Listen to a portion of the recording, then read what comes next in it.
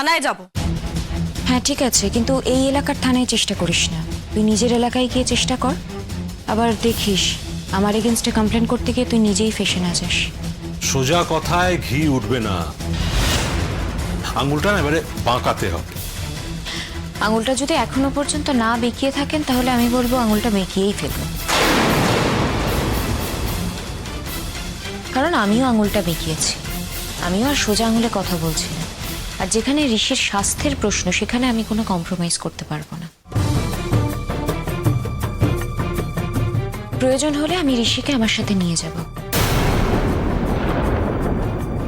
আর মামু আমি তোমাকে বলছি, দুজন অ্যাডাল্ট যদি একসাথে থাকবো বলে ঠিক করে তাহলে কেউ ওদেরকে বাধা দিতে পারে না। আর যদি কেউ বাধা দেওয়ার চেষ্টা করে তাহলে ওরা খুব ভালো করে জানে কিভাবে বাধা দেওয়ার রাস্তাটা বন্ধ করতে হয়। দেখো মামু, আমরা যখন নিজে থেকেই ঠিক করেছি যে আমরা একসাথে থাকবো না, তখন তোমাদের নতুন করে ভয় পাওয়ার আর কিছু নেই। আর ঋষির শরীর খারাপের অজুহাতে এমন কিছু হয়ে যাবে না যাতে অলি বিপন্ন হয়ে পড়ে। আমি তো অলিকেও ইনভাইট করছি, ইভেন আমি তোমাদেরকেও ইনভাইট করছি। এখন যদি তোমরা নিহাত না থাকতে চাও তাহলে আমার কিছু করার নেই। আর ঋষিকে আমি এখান থেকে ছাড়তে পারবো না গো, কারণ আমাদের প্রশাসনেরও একটা দায়িত্ব আছে। যতই তোমরা বন্ড দিয়ে নিয়ে যেতে চাও, এখন যদি রাস্তায় যেতে যেতে ওর কোনো ড্যামেজ হয়ে যায় তাহলে ওকে কিন্তু আর সার্ভাইভ করানো যাবে না মামু। আর তার থেকেও বড় কথা, এখানে সবচেয়ে বেশি প্রাধান্য পাবে পেশেন্টের নিজের মতামত। ও তো নাবালক নয় যে আপনারা যা বলবেন ও তাই করবে, ও একজন অ্যাডাল্ট। ঋষি, তুমি কি করতে চাইছো? আমাদের হাতে কিন্তু আর বেশি সময় নেই।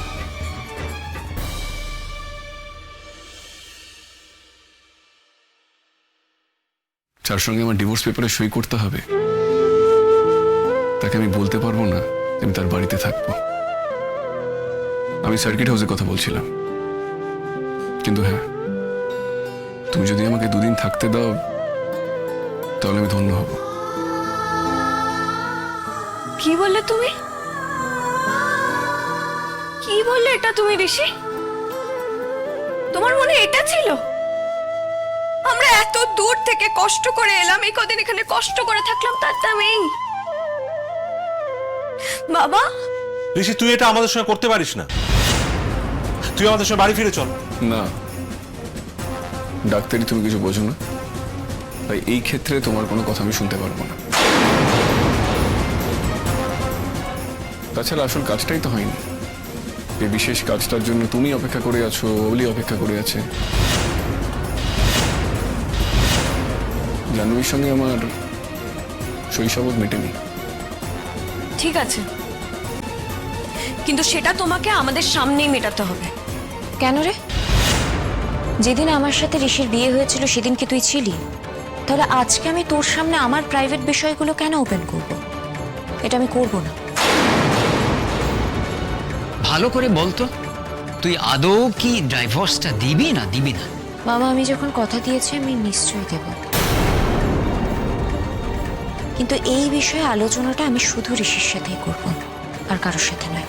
আমার মনে হয় তোমরা এখন এগিয়ে গেলে রাতারাতি মুছে যেতে পারবে। তোমরা এগিয়ে যাও, টাইম ওয়েস্ট করে লাভ নেই। না, আমি একা কিছুতেই যাব না। আমি যদি যাই তোমাকে সঙ্গে করে নিয়েই যাব। বলি, তোর কিসের এত ইনসিকিউরিটি? আমি সত্যি বুঝতে পারছি না। আর তুই কি মনে করছিস শৈশবোধ হয়ে গেলে সবকিছু শেষ হয়ে যায়? তুই যখন ওর জীবনে ছিলি না তখন থেকে আমি ওর জীবনে ছিলাম, আর আজকে তুই ওর জীবনে এসেছিস বলে আমি সব ভুলে যাব? এটা কোনোদিনও পসিবল? দেখ, আমার সাথে যদি শৈশবোধ করে ছাড়াছাড়ি হয়েও যায়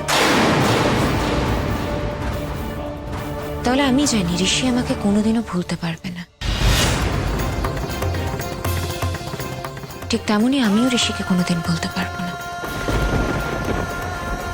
যেভাবেই হোক মনে তো থাকবে, স্মৃতি হিসেবে মনে থাকতে পারে, আবার বর্তমান হিসেবেও মনে থাকতে পারে। হ্যাঁ, স্বামী স্ত্রীর সম্পর্ক হয়তো মুছে যাবে ডিভোর্সের পরে, কিন্তু মানুষের হিউম্যানিটির সম্পর্কটা তো থেকেই যাবে। এইটুকু ম্যাচিউরিটি আমি তোর কাছ থেকে এক্সপেক্ট করেছিলাম। তুই এটা কেন বুঝতে পারছিস না? আমরা একই ফিল্ডে কাজ করি, আমাদের তো দেখা হবেই, মিটিংও পড়বে। আর মিটিংয়ে যদি আমাদের দেখা হয়, আমরা কি মুখ ফিরিয়ে চলে যাব, সেটা কি হয়? আর মুখ ফিরিয়ে চলে যাওয়ার মতো কোনো ঘটনা তো ঘটেনি। আর তুই কিন্তু সেই বিষয়টা নিয়ে জোর করতে পারিস না, কারণ আজ পর্যন্ত, এখনো পর্যন্ত আমি ডিভোর্স পেপারে সইটা কিন্তু করিনি। আমি যদি চাইতাম না, আমি ঋষিকে নিয়ে এখান থেকে চলে যেতে পারতাম, তোদের সাথে আলোচনাও করতাম না, তোদেরকে জানাতামও না। আমি আমার সৌজন্যটা দেখিয়েছি, তোদের সাথে আলোচনা করেছি, আর আমি এক্সপেক্ট করব তোরাও তোদের সৌজন্যটা দেখাবে। অলিকে কিছু হারাতে হবে না, অলির কোনো ক্ষতি হবে না। সারা জীবন ধরে যা ক্ষতি হয়েছে সেটা জাহ্নবীর হয়েছে, আর জাহ্নবীর ক্ষতিপূরণ কেউ কোনোদিন করে দিতে পারেনি, আর আমিও পারবো না। জাহ্নবী চাইলে পারতো, কিন্তু জাহ্নবী চায় না। জাহ্নবী অন্যের ভালোর বিনিময়ে নিজের ক্ষতি হতে দিতে চায়, নিজের ক্ষতির বিনিময়ে অন্যের ভালো করতে চায়। এটাই হচ্ছে জাহ্নবী। যেদিন তোমরা এটা বুঝবে, সেদিন আর জাহ্নবীকে তোমাদের কোনো ভয় থাকবে না। আর বিশেষ করে আমি তোমাকে বলছি অলি, এই জীবনে জাহ্নবীর মতন মেয়েকে এক্সপ্লোর করার চেষ্টা করো।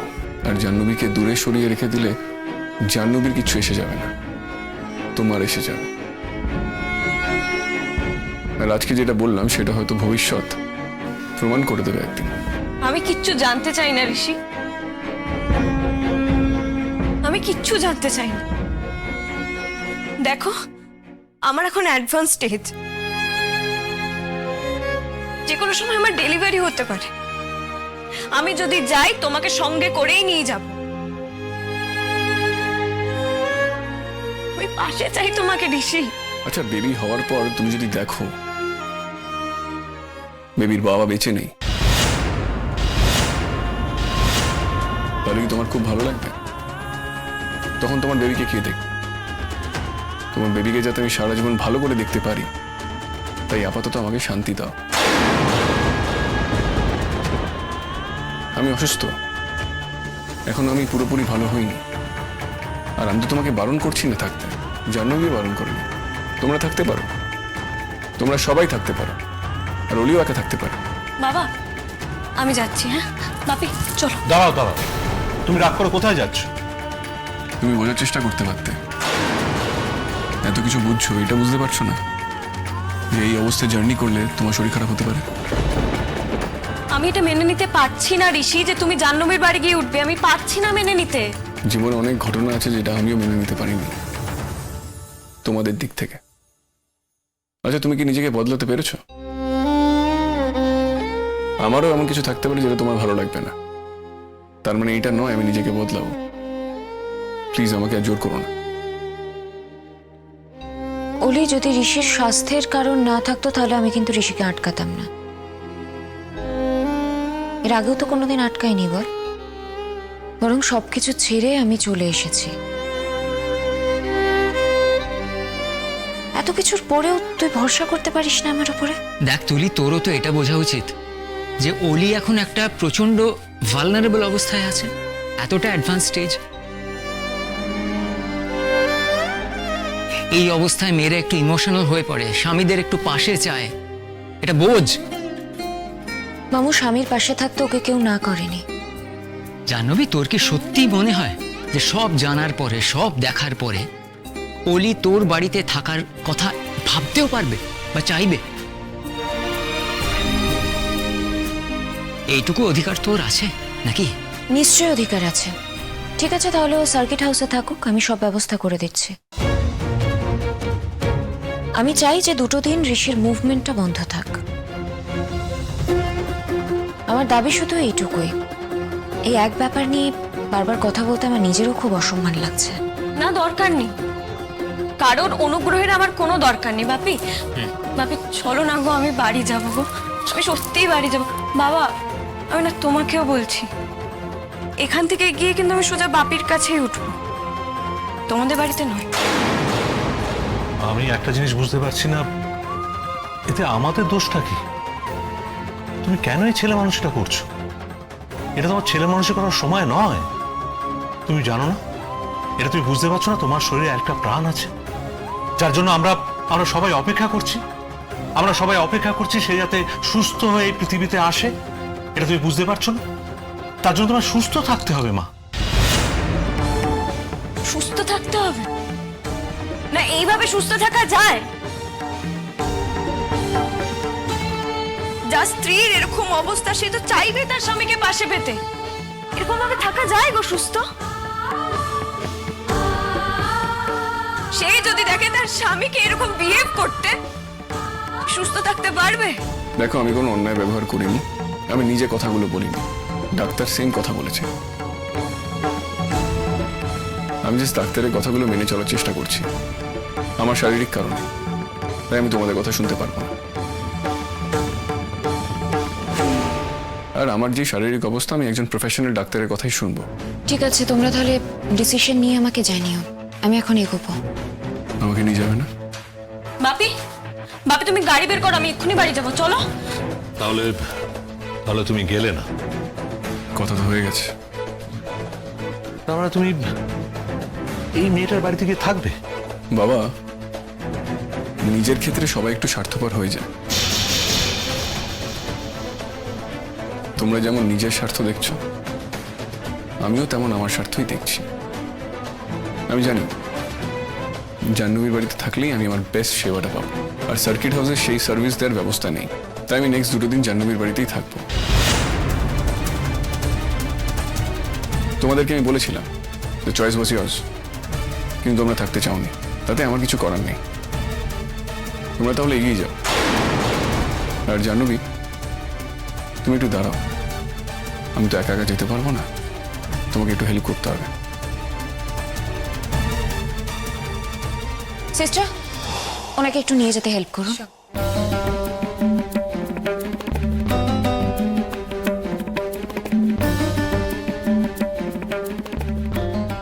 মারে, কাঁদিস না, শক্ত হ।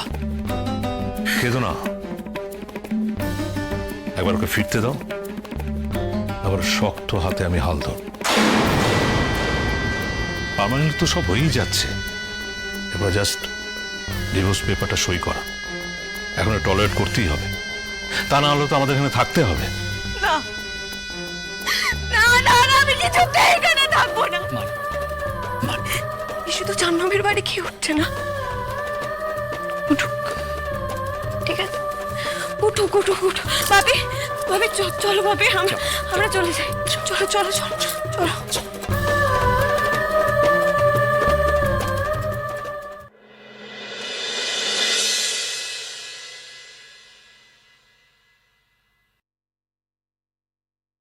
ঋষি, এবার খেয়ে নিতে হবে।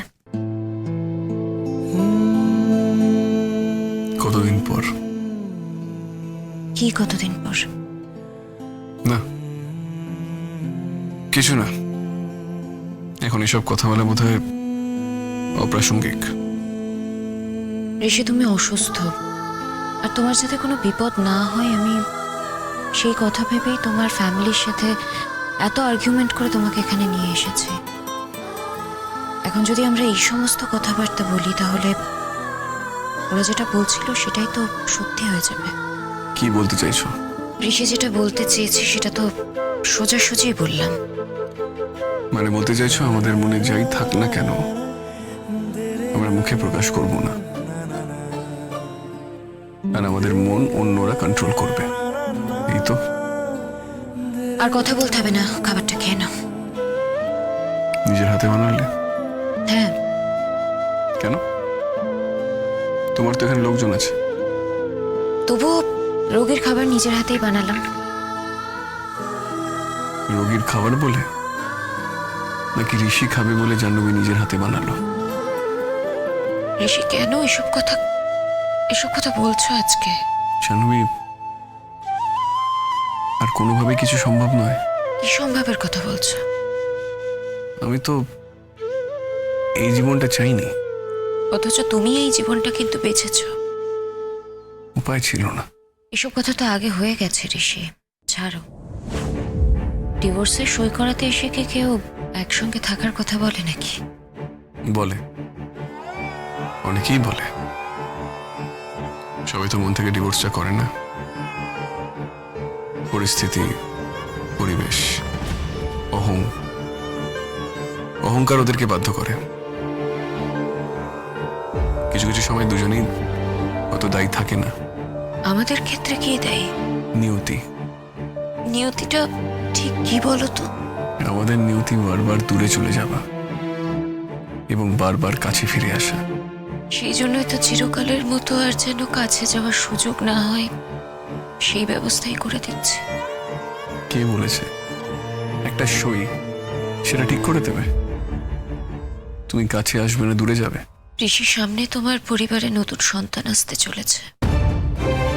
এই সময় তুমি তোমার স্ত্রী, তোমার হবু সন্তান, তাদেরকে নিয়ে ভাবো।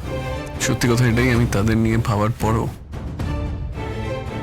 আমি তোমাকে নিয়ে না ভেবে থাকতে পারি না। তুমি আমার ভাবনায় তাদের অনেক আগে বাস করো। আসলে যে না, কিছু না। জাহ্নবী, তুমি ভালো আছো? দিব্যি আছে। এত কাজের চাপ, যখন কিছু অ্যাচিভ করি তখন খুব ভালো লাগে, আবার যখন ফেলিয়ার আসে তখন মনে হয় যে এটা ভালো করে করতে হবে, একটা জেদ চেপে যায়, তখন আবার নতুন উদ্যমে লেগে পড়ি। এর বাইরে কোনো ব্যক্তিগত জীবন? কি ব্যক্তিগত জীবন ঋষি? আমার তো কোনো ব্যক্তিগত জীবন নেই। দেখো, আজ নেই, কালো যে তোমার ব্যক্তিগত জীবন হবে না তার তো কোনো মানে নেই। হ্যাঁ, হতে পারে। কালকের কথা আজকে কি করে বলবো বলো? আজ পর্যন্ত নেই, এটুকুই বলতে পারি। জাহ্নবী, তুমি আর কাউকে ভালোবাসতে পারবে? তুমি তো পেরেছো। ফিরেছে কিনা জানি না। সে কি কথা? যাকে তুমি ভালোবেসে বিয়ে করলে তাকে তুমি বলছো ভালোবাসো কিনা সেটাই জানো না? ভালোবেসে বিয়ে করেছি, আমি এই কথা অন্তত তোমাকে বলিনি। সব কথা কি বলে দিতে হয় ঋষি? ওটা একটা নেগোসিয়েশন ছিল, বোঝাপড়া ছিল, এটুকু বলতে পারো। জাহ্নবী, ভালোবাসা কি অত সোজা? ভালোবাসা অত সহজে হয় না। থাকতে থাকতে ভালোবাসা হয়ে যায় ঋষি। আমরা সবাই তো মানুষ। তা হয়তো হয়, হয়তো এরকম একটা অ্যাটাচমেন্ট আছে। অলির কিছু ক্ষতি হলে কি আমার ভালো লাগবে? না, অলির ভালো হোক সেটাই আমি চাই। ব্যাস, তাহলে তো মিটেই গেল। মোটেই না, এত অল্পে সবকিছু মিটে যায় না। আমি যেমন জাহ্নবীকে কোনোদিন ভুলে থাকতে পারবো না, তেমন তুমিও ঋষিকে কোনোদিন ভুলতে পারবে না। সে তোমার জীবনে যেই আসুক না কেন। ঋষি, আমার জীবনে অত সময় নেই নতুন কাউকে জীবনে আনার মতো। এখন আমার অনেক কাজ। আর দেখো, সবার তো ব্যক্তিগত জীবন সুখের হবে তেমন কোনো মানে নেই। অনেকের বিয়ে টেকে না, কিন্তু তাই বলে ব্যবহারিক জীবনটাকে তো নষ্ট করা যায় না। এখন এত বড় একটা দায়িত্ব আমার মাথার উপরে আছে, সেটাকে তো আমাকে পালন করতে হবে, সম্মান করতে হবে, নিজেকেও জাস্টিফাই করতে হবে। আর আমি এটা বুঝে গেছি যে আমার ব্যক্তিগত জীবন সুখের হওয়ার নয়, সেই জন্য আর সেই পথে আমি নেই। জাহ্নবী, আমি এই জীবনে প্রমাণ করতে পারলাম না যে আমার আর তোমার ব্যক্তিগত জীবন কত ভালো হতো তুমি সেদিন যদি চলে না যেতে। ঋষি, 3 বছরের অদর্শনে একটা মানুষের অস্তিত্ব সম্পূর্ণ মুছে ফেলে যে মানুষটা নতুন করে বিয়ে করতে পারে, তার সাথে যে আমার সংসার সুখের হতো না সেটা আমার বোঝা হয়ে গেছে। এই কথা তুমি আমাকে বলতে পারলে? কি অন্যায় বলেছি নাকি ভুল বলেছি? আমি তোমাকে দোষ দিচ্ছি না, কিন্তু তুমি যে কথাটা বললে সাংঘাতিক সুখের সংসার হতে পারতো, আমি সেই কথাটাকে কাউন্টার করলাম। সেটা নাও হতে পারতো, সেটা তোমার মাথায় রাখার কথা। এবার একটু খেয়ে নাও।